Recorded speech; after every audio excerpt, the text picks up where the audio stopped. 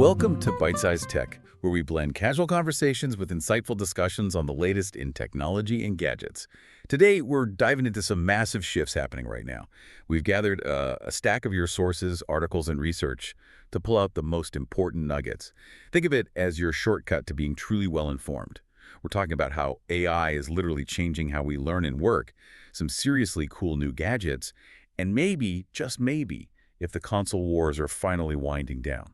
It really is a dynamic time, and what's fascinating is just how quickly these things are hitting our daily lives, from the classroom right into our living rooms. So our mission today is to help you cut through the noise, kind of grasp the real significance of these rapid changes.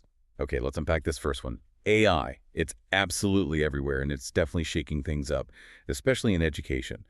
For a lot of students heading back to school this fall, AI is already transforming their landscape, whether they fully realize it or not. It's the new reality, yeah. And educators are, grappling with it. Take Sydney Copeland. She's a graduate assistant at Bowling Green State University. She initially took a really hard line, no AI on assignments, period.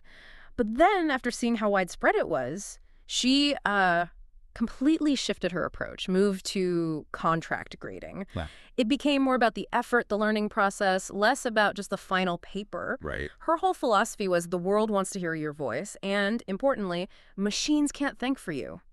It really highlights that core tension, doesn't it? It really does. How do you use these powerful tools without losing original thought? Exactly. And let's be honest, who hasn't been tempted? Let the AI take the wheel on a tough assignment. The line between tool and crutch feels, pretty thin sometimes. Fine. So for students, for teachers trying to navigate this, what are the guidelines emerging? What are the sort of do's and don'ts people are figuring out? Well, it's all about using it responsibly, ethically. Based on tips from experts like John Robinson, a former journalism prof, and various school rubrics, the lines are getting clearer. On the do side, sure, use it for brainstorming, templating ideas, even iterating on work you've already done yourself. Think of it like a really smart grammar checker, maybe like Grammarly's editing functions. They help, they assist. Okay, that makes sense. Assistive. But then the don'ts.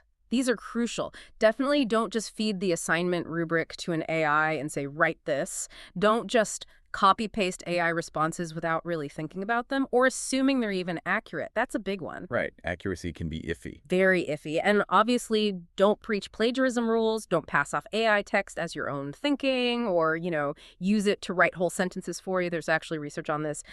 Desirable difficulties. Basically, if learning feels too easy, you don't retain it long term. Ah, interesting. Yeah, the goal is real understanding, critical thinking, not just hitting generate for the right answer. So it's about making sure AI deepens the thinking, not just replaces it. That feels vital. And if AI is changing learning, it's definitely reshaping work too. There's this Stanford study with some really eye-opening findings about entry-level jobs. I think this will hit home for a lot of listeners. Oh, that Stanford study is quite something. It gives us a real glimpse into the future of work. It found a pretty significant drop, 13% relative decline in jobs for early career workers, specifically ages 22 to 25. And this was in roles highly exposed to AI, like customer service, even some software development tasks. Wow, 13%. Yeah. And what's striking is the contrast, right? More experienced workers in those fields, their jobs were stable, even growing. Same for less AI-exposed jobs, like nursing. The really sobering takeaway here isn't just that AI helps with entry-level tasks. In many cases, it's actually automating them. Just gone. So not augmentation, but automation. Exactly. Which means we need a total rethink about early career skills, what we teach. It puts a huge premium on those human skills, creativity, critical thinking. That Stanford study is definitely sobering. Highlighting AI, not just augmenting, but automating roles. But does this maybe open up new skills that become way more valuable? Is there a hidden opportunity here? Like, what's the next must-have skill? Absolutely. The opportunity is honing those uniquely human skills AI can't do. Critical thinking, yeah, but also complex problem solving, genuine creativity, emotional intelligence, working across different teams, roles needing deep human interaction, ethical judgment, or just coming up with something totally new. Those become way more valuable. We need to develop maybe AI-proof skills. AI-proof skills, I like that. Okay, speaking of empowering us, let's switch gears to some shiny new tech, stuff that puts more power and personalization in your hands. Starting with Google. If you like tweaking your devices, making them really yours, the Pixel 10 has some cool new tricks. What's standing out to you? Well, Google's definitely leaning into AI for a more intuitive feel with the Pixel 10. Magic Queue is one feature that jumps out. It's an AI assistant that tries to proactively find info from your messages, emails, whatever, to solve problems before you even ask. Proactive, huh? Yeah, but the smart part is you control what data it sees, so you can adjust your comfort level. And visually, the new Material 3 expressive design, that's Google's design language. It lets you customize colors much more deeply, gives it a livelier look, they say. Plus, live effects that react to notifications, new options for fonts, color schemes, icon shapes.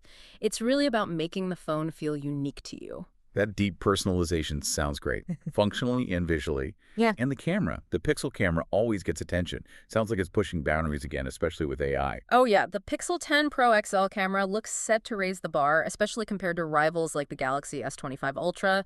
Sources are saying the Pixel leads with warmer white balance, better color accuracy, and definitely better low-light shots with night sight. Okay. But the AI magic is in the zoom, that 30x to 100x range.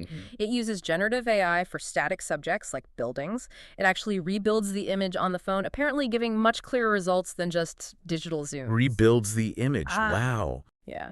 But crucially, Google's being very clear. No generative AI used on people in photos. That's a pretty important ethical line they're drawing. That is important. Good to know. Okay, so beyond the phone itself, Google's also making moves with device protection and the smart home, right? Feels like they're weaving everything together. Exactly. They're launching Pixel Care Plus. It replaces the old Preferred Care. And it sounds pretty good. Unlimited free screen repairs and battery replacements. Unlimited. Nice. Yeah. There's an optional add-on for loss and theft, though that has a claim limit. Costs start pretty low, like $5 a month for a Pixel Watch 4. You get 60 days after buying a device to sign up. And on the smart home side, yeah, leaks suggest Nest Aware subscriptions are rebranding to Google Home Premium and Premium Advanced. Plus, Gemini, that's Google's big AI model, is set to replace Google Assistant in the Google Home app. Gemini taking over. Seems like it. And we're expecting new Nest Gear 2 cameras, doorbell, probably featuring Gemini-powered stuff like daily summaries, AI everywhere. It really is.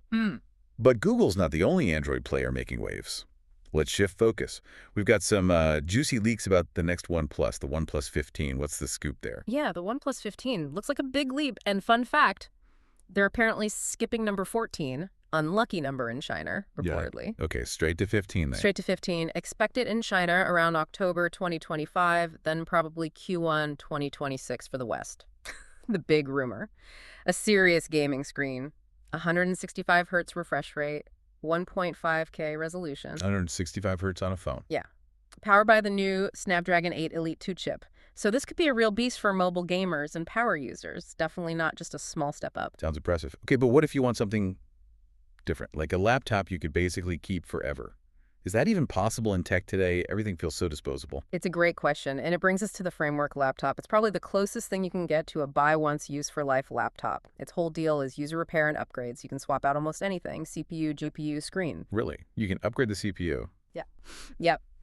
And the coolest part, I think, is the expansion card system. You can literally swap the ports on the side, need more USB-C, pop one in, need HDMI, swap it. That's genius. It really is. Plus, they open source their designs, so there's a strong community helping keep these things alive. It's a real counterpunch to planned obsolescence. Love that idea. Okay, and speaking of unique devices, standalone AI gadgets are making a comeback. Feels a bit retro, but with a modern twist. It does, yeah, but way smarter now. Take the Claude Note Pro. It's this credit card-sized AI note taker, apparently sold over 1 million already. 1 million? Yeah. It has 5 mics, picks up sound from like 5 meters away, 50 hours of recording, an AMOLED screen.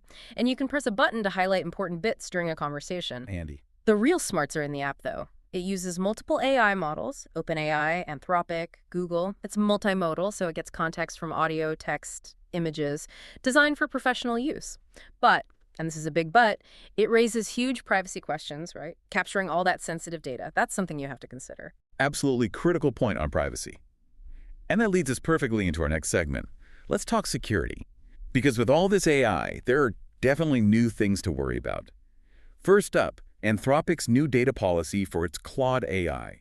It's a good reminder to always check the fine print. Yeah, this is super important for users to know. Anthropic updated its policy. They'll now use user chats to train their Claude AI models. The key thing, it's opt-in by default for new chats, or if you restart one, existing users. You have until September 28th to go into settings and opt out.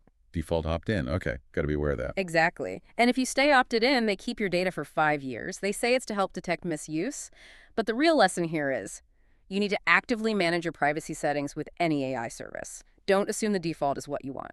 Good advice. And it's not just about settings, is it? It's about real threats. Hackers are using AI now, making things tricky. Oh, absolutely. AI is being used to make cyber attacks way more effective. Phishing email scams, ransomware, they're getting much harder to spot. Those AI-generated phishing emails can look incredibly real, so you need to be extra skeptical of any unexpected email asking for info or money, even if it looks legit. So paranoia is our friend now. A healthy dose, yeah. Use strong, unique passwords. Turn on two-factor authentication everywhere you can. Keep your software updated. And watch out for those too good to be true deals. A lot of those are AI-generated scams now. Okay, noted. Now, on a slightly lighter security note, maybe, you might have heard rumors about cars being stolen with this little $200 gadget, the Flipper Zero. What's the real deal there? It sounds wild. Yeah, that story got a lot of clicks. But the reports of widespread car theft using Flipper Zero, mostly hype, greatly exaggerated. It can mess with older systems like key lock, which some older cars still use for their key fobs.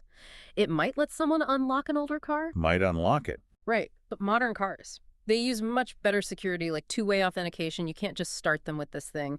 Flipper themselves say the real issue is car makers still using outdated security, not that their device is some magic car theft tool. So cool gadget for tinkerers, but not a master key for modern cars. Okay, that clears that up. Good to know. But this all raises a bigger question.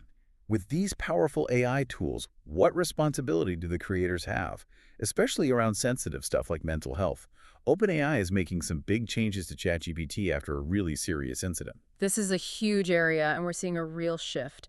OpenAI is rolling out new safety tools for ChatGPT. This was spurred by a tragic lawsuit involving a teen suicide. They're moving from being reactive to being proactive. With GPT-5, they're talking about things like detecting emotional distress early on. Detecting distress. Well, looking for patterns, language indicators, and then offering direct links to mental health pros, maybe even emergency outreach options to trusted contacts, plus parental controls.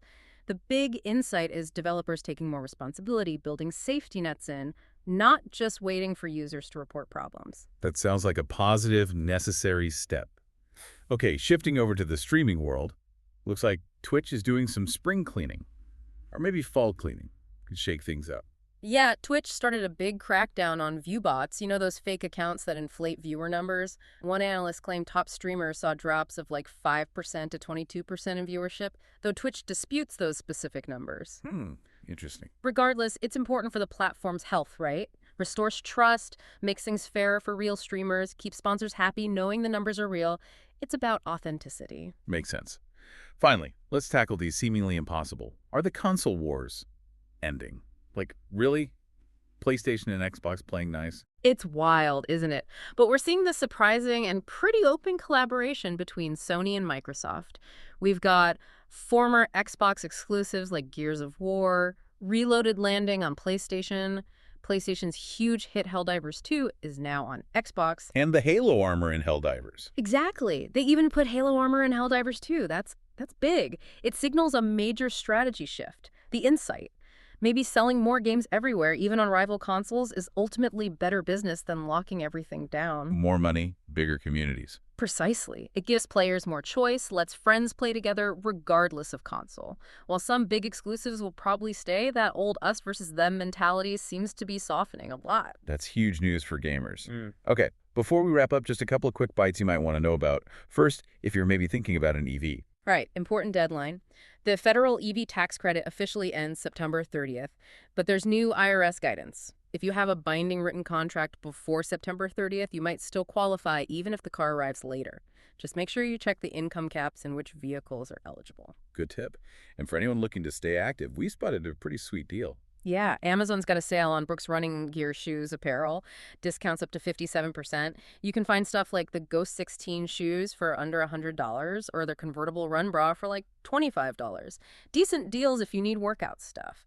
So if we tie all this together in this age where AI helps us learn, customizes our tech, even fights cyber threats, how do we make sure we're not just, passively consuming it all? How do we stay active, critical thinkers? guiding where this tech goes ethically. That's maybe something for you to mull over as these changes keep coming fast. Great point to end on. Thanks for tuning in to Byte-Sized Tech. If you enjoyed the episode, like, comment, share, and subscribe for more fun tech discussions.